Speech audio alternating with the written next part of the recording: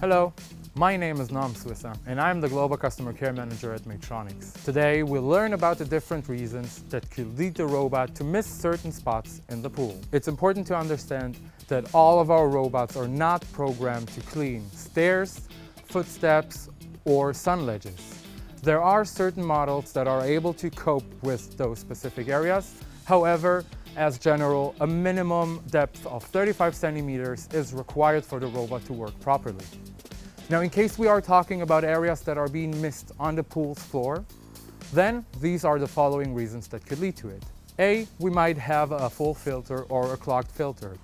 In general, we recommend to always, after each and every cleaning cycle, to make sure that we properly rinse and clean the filter and the robots. Another thing that we need to pay attention to are the brushes themselves.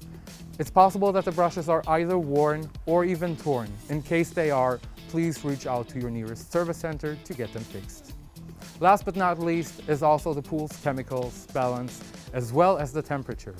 Please make always sure that the pool chemicals are always balanced and that the temperature ranges between 15 and 35 degrees Celsius.